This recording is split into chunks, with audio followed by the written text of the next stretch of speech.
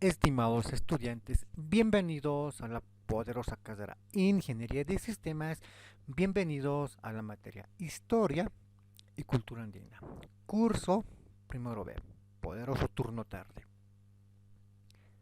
En esta oportunidad vamos a iniciar una nueva unidad. Vamos a iniciar la unidad número 5 titulada Historia de la Ciencia y la Tecnología.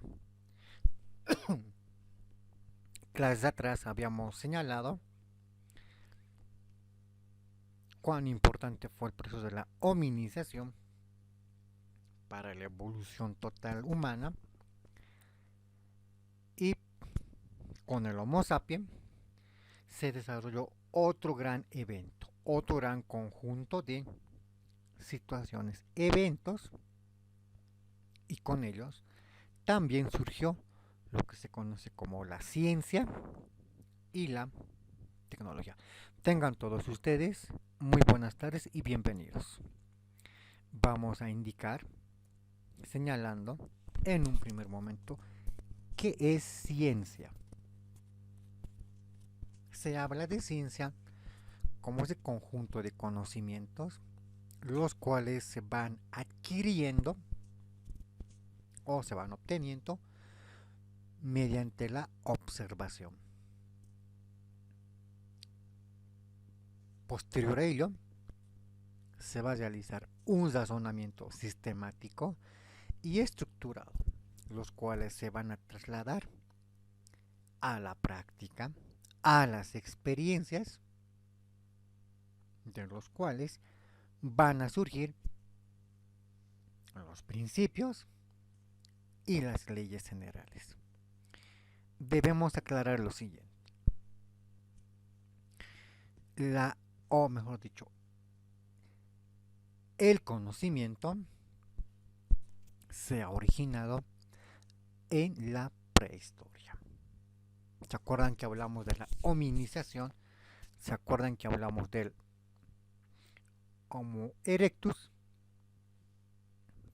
Esta subespecie que se había caracterizado por descubrir el fuego, este elemento muy importante en el planeta Tierra y en los otros también.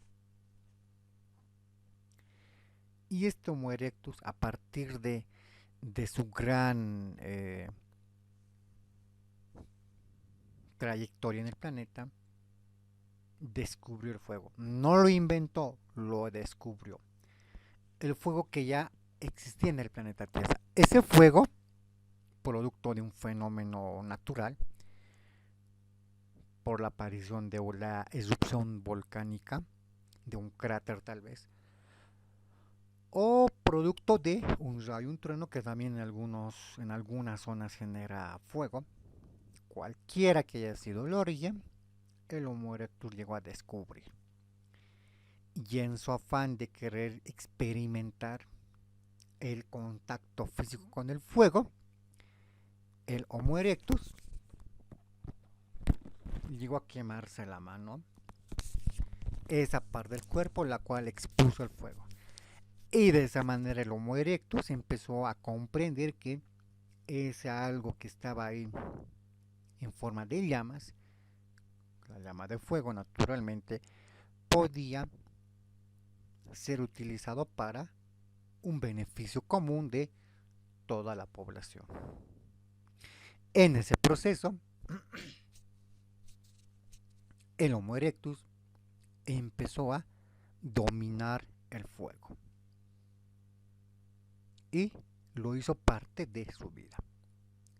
Lo aplicó posteriormente en la iluminación de las cavernas y o cuevas, lo utilizó para ahuyentar, para espantar a estos animales que constantemente lo venían amenazando.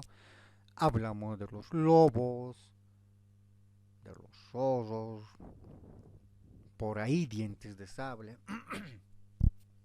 entre otras especies. Y lo más importante, el Homo erectus lo va adaptar al fuego en la cocción de sus alimentos. A partir de ese conocimiento de las bondades que tiene el fuego, el Homo erectus lo va a plasmar en, su, en sus actividades. A partir del Homo erectus se dejará de comer carne cruda, por ejemplo, y con la aparición de la revolución neolítica, reflejada en la agricultura, posterior a la domesticación de diferentes productos y la elaboración de la siembra y la cosecha de trigo en Europa, de arroz en Asia, de maíz en América, en Bolivia de quino y papa, el Homo sapiens va a utilizar estos alimentos y los va a prender fuego en un recipiente como una olla, producto de la alfarería, de la arcilla, y el hombre, el Homo sapiens, conocerá las bondades del fuego y elaborará nuevas opciones de alimento. O en el caso de la carne, lo va a poner al fuego. En ese sentido, a partir de su observación, el Homo sapiens empezará a generar un razonamiento sistemático y estructurado de que el fuego le puede servir en su vida. Y esto lo va a aplicar en sus prácticas diarias como parte de sus experiencias personales y experiencias grupales.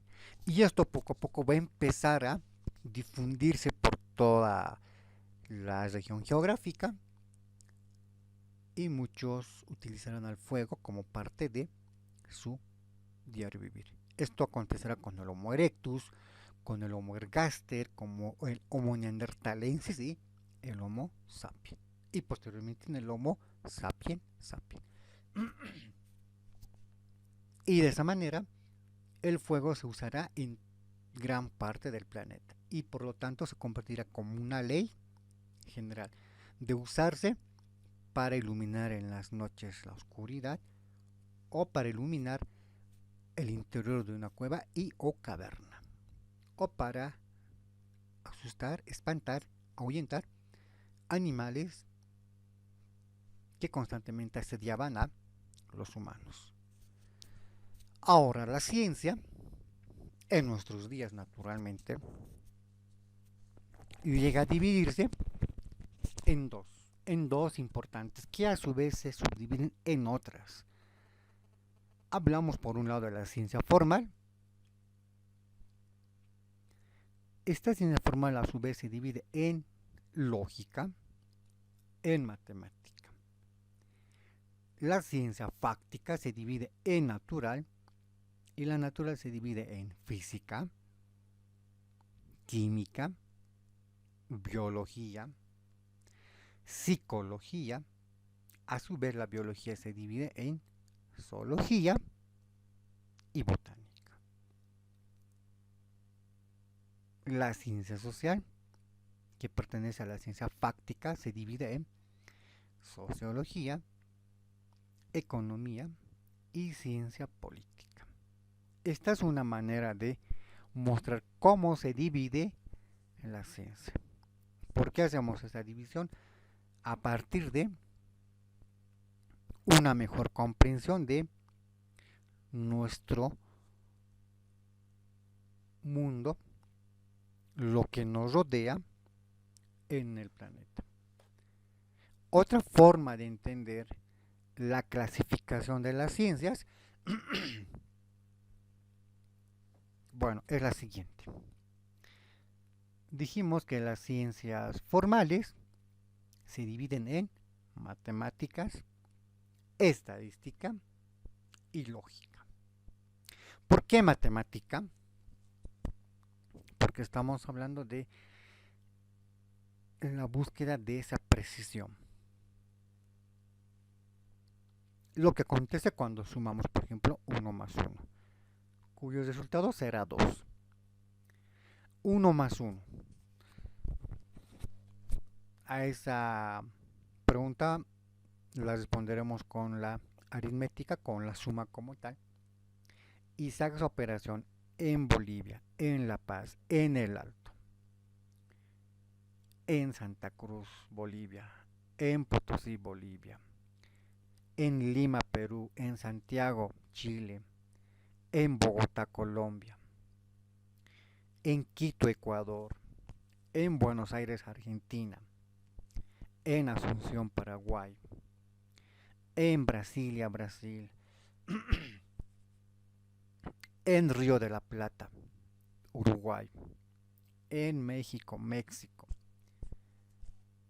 se haga en Estados Unidos, en Canadá, o en Asia, o en África, o en Europa, o en Oceanía, donde quiera que se haga esa operación de 1 más 1, el resultado siempre será 2. No será 1.9, tampoco será 2.1, será 2 si sumamos 1 más 1. Y esto generalmente implica todo lo relacionado con la matemática, con las operaciones, con la aritmética, suma, resta, multiplicación y división.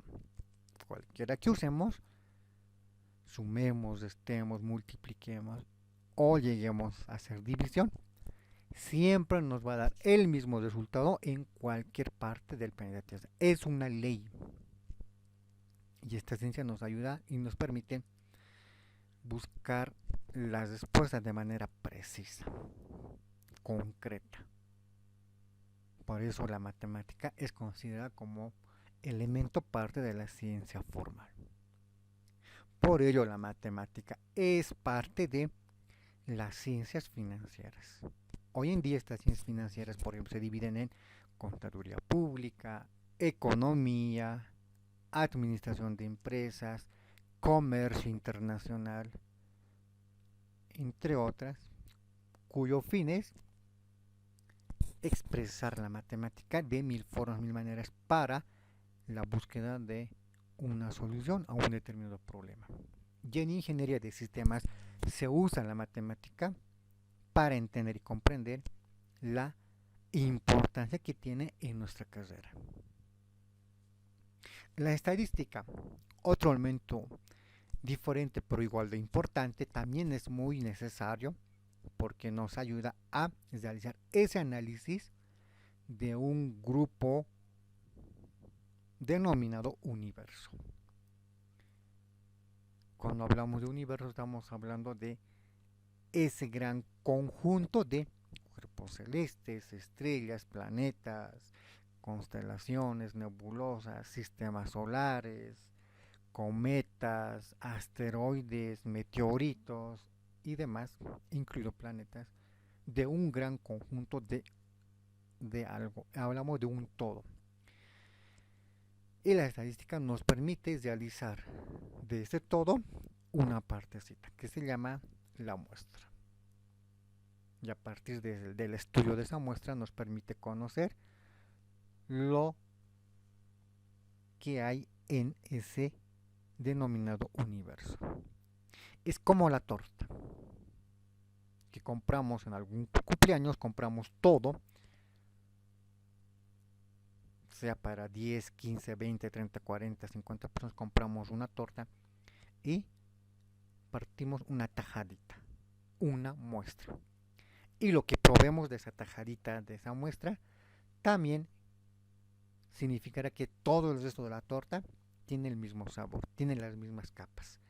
Fresa, vainilla, chocolate, crema y demás. Por lo tanto, el sabor que le encontremos en la tajadita de la torta será al resto del universo. Por eso en estadística se utiliza mucho otros términos. Universo como el todo y la muestra como la tajadita. Y es muy importante y se lleva como una asignatura académica en nuestra poderosa carrera de Ingeniería de Sistemas, la estadística, para tratar de comprender mejor acerca de un conjunto de elementos denominados como esta parte de un gran conjunto llamado universo, la estadística. Y en estadística se va a llevar diferentes formas de hacer este estudio. La media aritmética, entre otras, nos va a mostrar cómo poder hacer un estudio y calcular lo mismo, precisión. La lógica como otro elemento, como otra ciencia, nos va a permitir realizar y llegar a la búsqueda de un dato correcto. En colegio se acostumbra a llevar lógica simbólica. Es verdadero, es falso. No hay más. Correcto, incorrecto. Falso, verdadero. Día, noche. Alto, bajo. Sí vale el término. Con la lógica nos va a ayudar a poder hallar la verdad ante una situación confusa. Entonces la lógica, la estadística y la matemática son parte de la ciencia formal porque tienen ese elemento importante. Buscar la precisión. 2 más 2, 4. Donde quiera que se sume va a ser siempre 4. Ojos de datos, 1 más 1. Sumaremos 1 más 1. ¿Cuántos cuento? 1, 2. Son 2. La matemática, la estadística, la lógica nos van a conllevar a buscar esa respuesta precisa, concreta, lógica, producto de la estadística y la matemática. La otra ciencia es la denominada ciencia fáctica, porque a diferencia de la formal, estas llevan a generar debates, a generar experimentos. Hablamos de las ciencias sociales y dentro de estas encontramos los siguientes elementos: sociología, psicología, antropología, economía, podemos sumar lingüística, podemos sumar historia, podemos sumar por ahí comunicación, el arte de comunicarse, podemos sumar antropología, podemos sumar otras más. ¿Y cuál es la esencia básica de las ciencias sociales? Que todas estas tienen su elemento de estudio el pasado, el presente y el futuro, a partir de restos de evidencia. Hablamos de lo que pasó en algún momento del tiempo. La sociología va a estudiar a las sociedades, a las primeras sociedades primitivas, como la sociedad de la prehistoria, la sociedad en la edad antigua, la sociedad en la edad moderna, la sociedad en la edad moderna y la sociedad en la edad contemporánea, hasta nuestros días, por supuesto. Y no olvidemos que la sociedad, si bien se divide en alta, media, baja, también cada una de estas tiene sus subdivisiones. La sociedad alta se dividirá en sociedad alta, alta, en sociedad alta, media y en sociedad alta, baja. Por su parte, la sociedad media se dividirá en sociedad media alta, sociedad media media y sociedad media baja. Y finalmente la sociedad baja se dividirá en sociedad baja alta, sociedad baja media y sociedad baja baja. Y la sociología va a estudiar lo relacionado con el interior y el acontecer en una determinada sociedad. En Bolivia, en el mundo, se habla de que hay estas tres clases sociales y son marcadas en función a algunos indicadores. Puede ser el tema económico, de ahí viene el término. ¿Cuánto tienes? Perteneces a tal clase social. Clase baja, los de menor ingresos económicos, la clase media, los que pertenecen son los comerciantes, y la clase alta, los que son propietarios de entidades financieras, industrias, Por lo tanto, la sociología va a estudiar y estudia el comportamiento individual y colectivo de los individuos en un grupo. La psicología, otra ciencia social, va a estudiar el comportamiento o las consecuencias del comportamiento humano de una persona o un grupo de personas. Un ejemplo claro puede ser el famoso personaje de la Segunda Guerra Mundial, Adolf Hitler o Adolfo Hitler, quien a mediados de la década de los 40 se ha atrevido a declarar la guerra mundial a todo el mundo. ¿Qué lo llevó esta lógica personal? ¿Qué lo motivó? ¿Qué lo influyó? La psicología nos responderá. Estudiará su comportamiento, estudiará y medirá con algunos indicadores como los tests, y en base a ese tipo de estudio la psicología nos dirá: el señor Adolf Hitler por esto se comportó de esta manera, por padecer esta patología o este trastorno psicológico. Lo mismo, hoy en día podemos aplicar algún triste hecho de feminicidio, infanticidio, puede ser suicidio y o homicidio.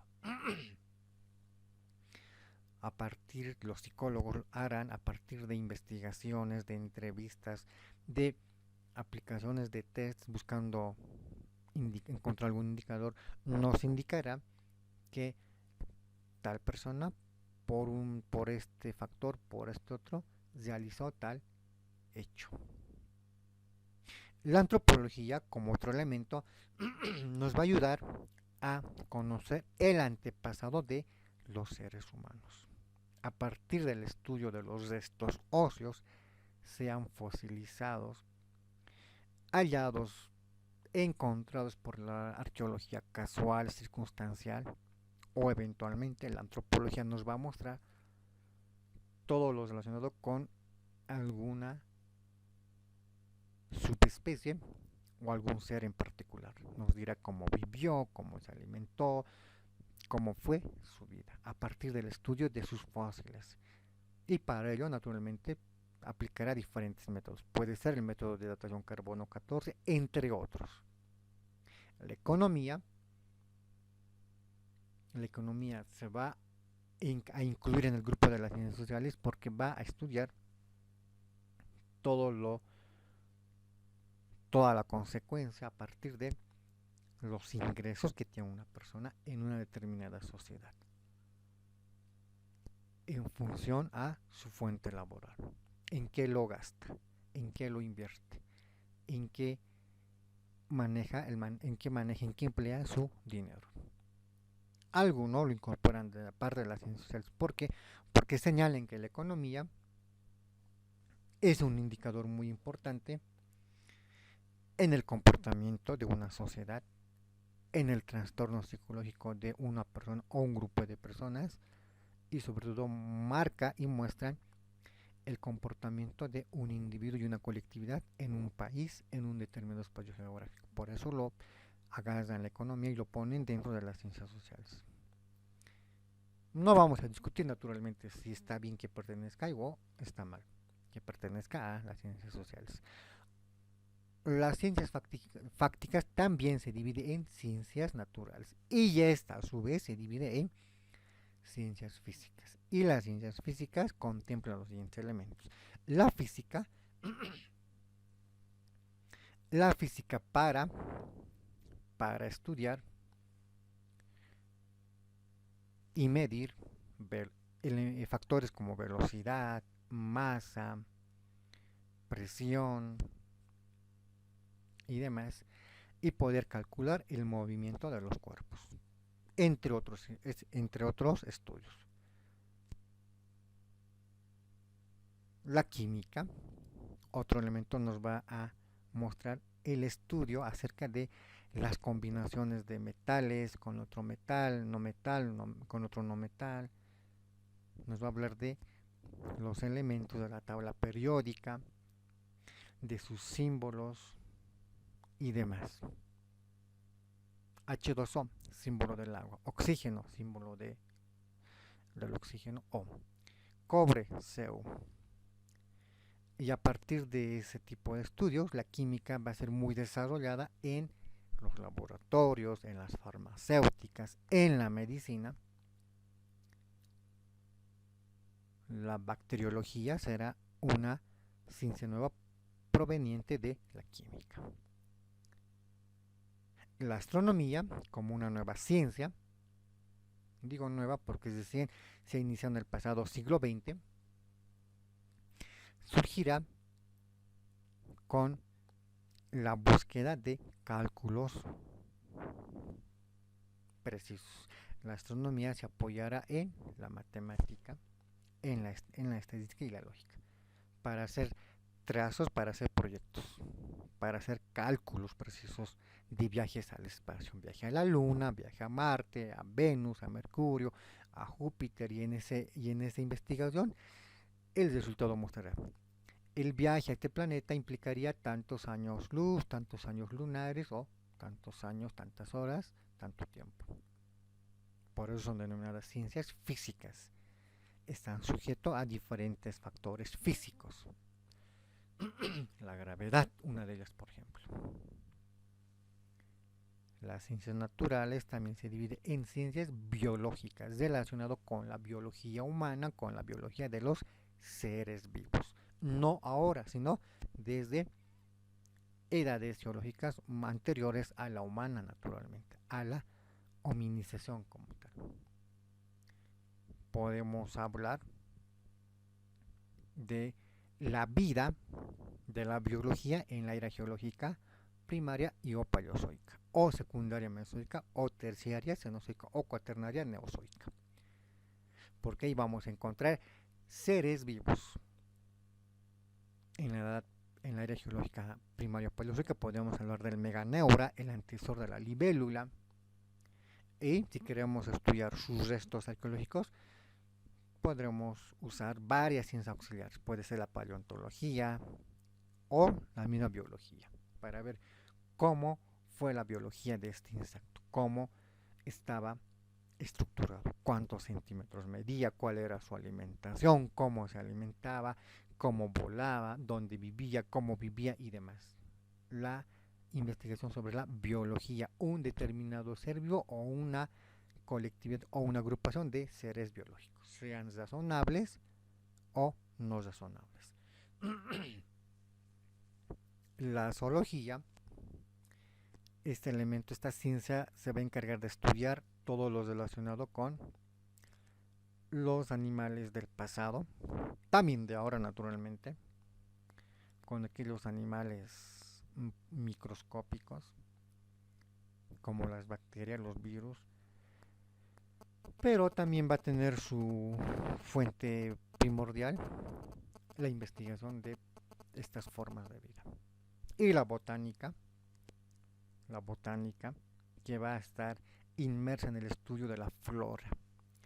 Hablamos de plantas, árboles, todo lo que se conoce como planta, sean flores en toda su diversidad, sean árboles o otro tipo de plantas, pastizales y demás.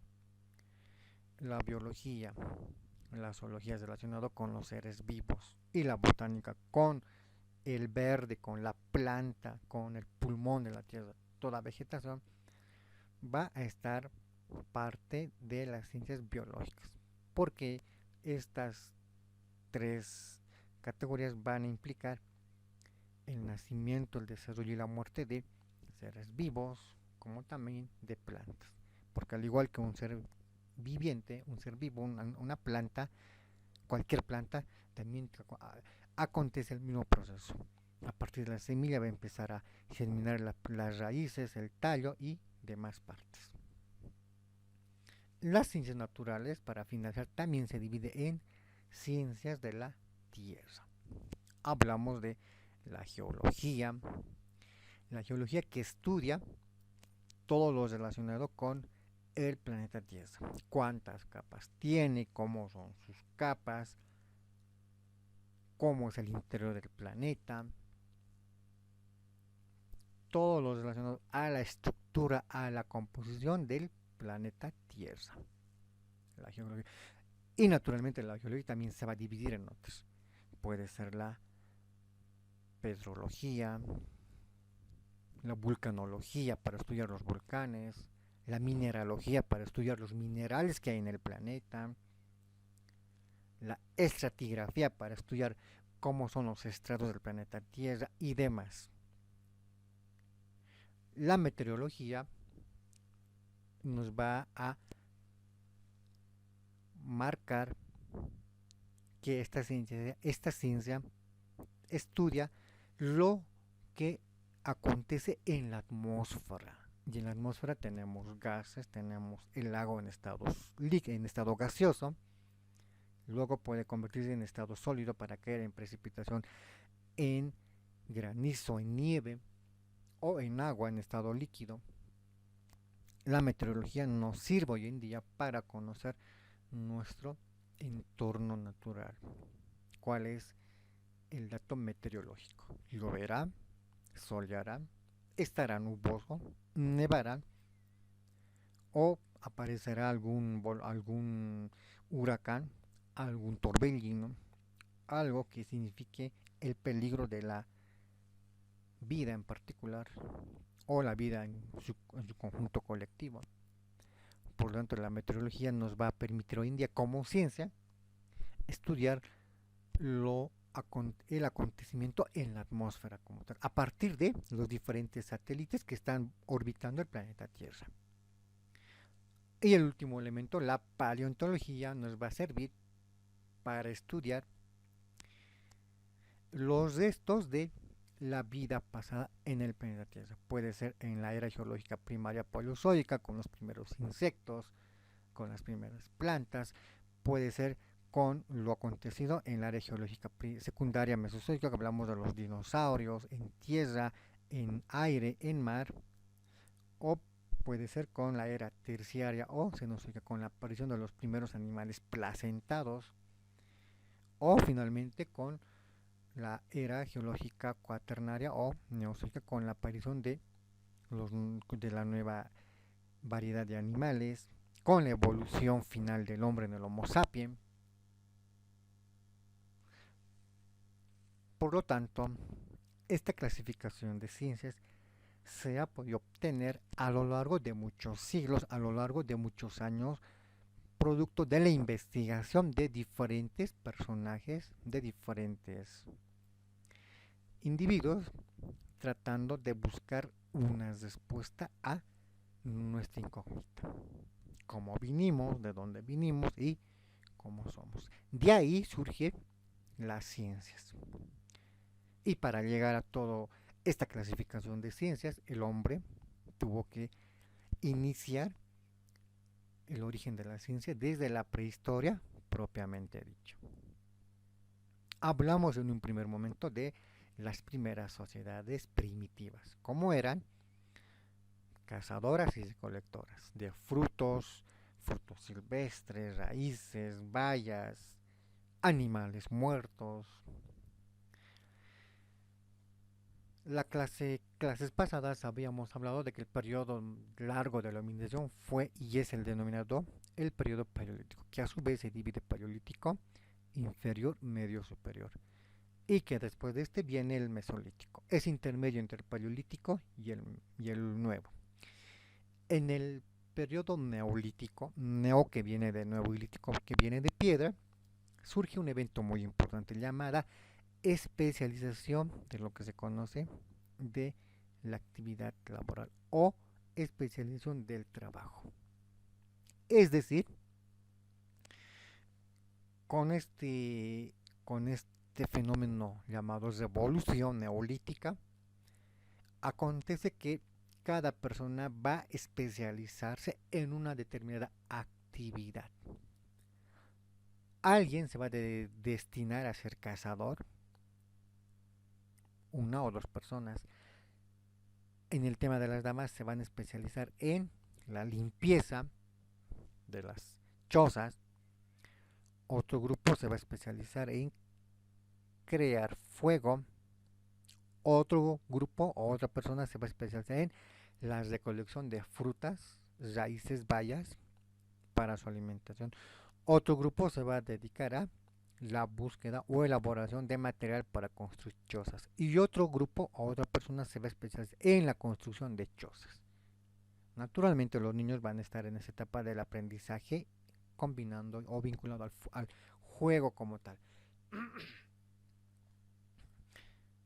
Y en esta especialización del trabajo que acontece con el Homo sapiens en el periodo neolítico o posterior a este, surgirá el origen de la ciencia. Surgirá el origen de el trabajo como tal.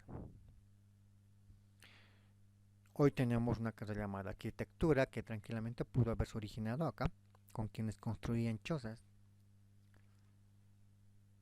y con los quienes elaboraban materiales. Podríamos decir que hoy en día estos han evolucionado en las empresas que construyen material, que edifican, que construyen, que proporcionan material de construcción. Las fundidoras que nos fabrican fierros para los machones, empresas ladrilleras que hacen los ladrillos para la creación de los muros, las cementeras como Sobosa que hacen cemento, las empresas, pequeñas empresas, las areneras que perfeccionan y mejoran la arena de los ríos, o en el caso de las damas que se dedican a limpiar, podríamos decir que hoy han evolucionado en las diferentes empresas de limpieza. Hoy en día ya no hay cazadores, hoy en día tenemos mataderos, enormes sitios donde se sacrifican a una gran variedad de animales para el consumo humano. Entonces, como podemos apreciar, este momento en la prehistoria es el momento inicial del conocimiento y de la ciencia, porque hoy en día han evolucionado en diferentes y mejores infraestructuras con personal que trabajan, empresas, instituciones y otras más. Por lo tanto, hablar de la historia de la ciencia es hablar de la prehistoria humana, de el origen de nuestros antepasados, ya que el hombre en el neolítico, por ejemplo, poseía un rasgo muy importante, la capacidad de razonar a partir del desarrollo de su inteligencia, rudimentaria, naturalmente, pero le permitió ser sofisticada ante los otros seres vivos. Por un lado, el hombre generó mayor conocimiento para la cacería, ese conocimiento le generó poder iniciar un momento de comunicación. Inicialmente habrá sido gritos, señales, pero hoy en día hemos desarrollado partes del cuerpo que nos permiten articular palabras, nos ha permitido diseñar lenguas. Por eso hablamos de aymara, quechua, castellano, inglés, francés, diferentes idiomas. Por otro lado, otro conocimiento que ha sofisticado, que ha mejorado el hombre, ha sido el diseño de herramientas. A partir de piedra, en la prehistoria, hoy en día, desarrollamos otro tipo de herramientas, utilizando maquinaria, tecnología, producto básico de tener conocimiento. El fuego también fue perfeccionado. Hoy en día seguimos utilizando este elemento en nuestros hogares para la cocción de nuestros alimentos. Naturalmente no lo elaboramos como en la prehistoria con ramas y demás. Hoy en día utilizamos algo que se llama como gas licuado o gas natural, pero que en esencia produce el mismo fenómeno. Se llama fuego. O lo podemos recrear la antigüita cuando vamos a algún lado a acampar y hacemos una parrillada. Conseguimos ramas, lo prendemos al fuego y en una herramienta metálica llamada parrilla ponemos a la cocción los diferentes elementos. Carne en una amplia variedad, acompañado de algunos otros aditamentos. Y el arte de la comunicación, que también ha sido vital como el de poder establecer algunos criterios, parte del desarrollo. Posterior a ello viene la historia con la aparición de la escritura. Hablamos de la escritura cuneiforme de los sumerios, la escritura jeroglífica de los egipcios, y con esto aparecen la Edad Antigua. Aparecen las primeras civilizaciones. Hablamos de los babilonios, los asirios, los egipcios, los griegos, quienes han aportado con diferentes elementos a la humanidad. Los babilónicos, los sumerios, con su conocimiento acerca de la matemática, la astronomía, entre otros. Los asirios se especializaron en el arte de la guerra, en las invasiones. Los egipcios se especializaron en la religión, en la pintura, en la escritura jeroglífica, en la matemática, en su escritura, entre otros. Y los griegos también, quienes se especializaron en las primeras manifestaciones de estudio filosófico, a partir de esos elementos propios de la búsqueda de la verdad. Y naturalmente también los chinos a ellos se van a sumar como ese pueblo, como ese gran imperio, con esa principal finalidad, la cual va a ser inventar diferentes elementos. Ya a los chinos se va a atribuir, por ejemplo, grandes inventos, la pólvora, el papel, la brújula, entre otros. Producto de ello, podemos señalar, por ejemplo, que gracias a los chinos, hoy en día se han desarrollado diferentes elementos que hoy en día seguimos utilizando. Entonces debemos señalar que estos personajes quienes han aparecido en la Edad Antigua son a quienes nosotros les debemos ese conjunto de logros hoy en día adquiridos por la humanidad como tal. A todos ellos. No vamos a señalar ni a hacer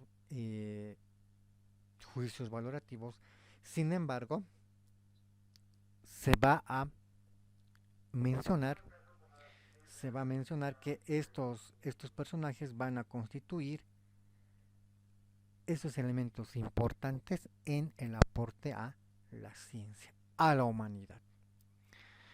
Vamos a hablar de Tales de Mileto, por ejemplo, a quien se considera como el padre de la filosofía, o Anaximandro, quien habría trazado los primeros mapas astronómicos y geográficos, o Heráclito, o Empédocles, quienes van a empezar a generar las teorías atómicas del mundo, o Ptolomeo, quien también va a proponer su teoría geocéntrica.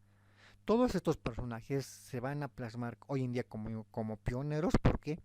Porque cada uno de ellos aportó con una primera intención de lo que hoy en día es ciencia, inicialmente fue conocimiento.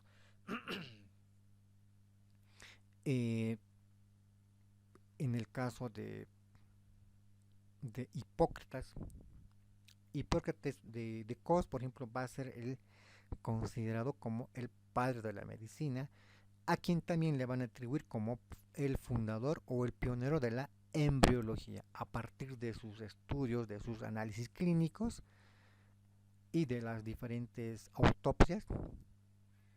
Hipócrates va a empezar a mostrar conocimiento de la composición interna de un cuerpo. Estudiará los órganos, los músculos, tejidos y demás. Conocimiento que le va a permitir hoy en día a la ciencia poder vislumbrar cómo estamos constituidos. Aristóteles también hará su aparición. Aristóteles también hará su aporte buscando la verdad, y será también quien va a ser considerado como el pionero de la biología, la zoología, la botánica, la anatomía y otras ciencias más, porque Aristóteles empezará a observar y empezará a buscar cómo está constituir un ser vivo, o los seres vivos, o las plantas, o el funcionamiento de la anatomía, y en esa búsqueda cimentará lo que hoy en día se conoce como parte de las ciencias, la medicina, las ciencias naturales, la botánica, de quien va a depender después, o va a surgir la agronomía, la anatomía, que va a estar parte de la medicina, y a partir de estas intenciones de explicar, don Aristóteles será considerado como parte de la medicina. Luego surgirá Nicolás Copérnico, quien con su teoría del heliocentrismo propondrá que el centro del planeta es eh, el sistema solar, el Sol, y que el planeta no es el centro, sino que gira sobre el sistema solar, refutado en su momento por la Iglesia Católica, y esto posteriormente será apoyado por Galileo Galilei, quien también apoyará la teoría de Nicolás Copérnico, la teoría heliocentrista como tal. Y a partir de sus diferentes investigaciones, estos irán a constituir como conocimiento para después terminar formando una ciencia como tal. Rogelio Bacon o Bacon será considerado como el precursor del método inductivo experimental. ¿Qué es el método inductivo? Se utiliza esta palabra en investigación y significa de ir de lo particular como una piedrita a lo general, es decir, varias piedritas. En esto se habla en investigación dando a entender que de un elemento podemos terminar hablando de varios elementos. Es decir, empezamos a hablar de una ciudad, una zona, como la 16 de julio en el Alto, y terminamos hablando del mundo. Vamos de algo pequeñito y terminamos hablando de algo grande. Francisco Bacon será quien también eh, aportará este método en busca naturalmente de la verdad. Y se convirtió en el padre del método inductivo como tal. A partir de estas propuestas, a partir de estas investigaciones, entonces la ciencia nos va a mostrar que gradualmente, poco a poco, se fue apoyando en las diferentes investigaciones, en los diferentes resultados realizados por estos diferentes individuos. Individuos que hoy en día van a ser considerados como los primeros hombres de ciencia. Luego aparece don Isaac Newton con la famosa ley de la gravedad, con la famosa teoría de la manzana. Elementos que hoy en día se van a convertir en leyes, y lo más importante, estos personajes van a contribuir el saber, el conocimiento y la ciencia como tal. Terminamos la clase en este momento. Tengan todos ustedes muy buenas tardes, un mil bendiciones y muchas gracias.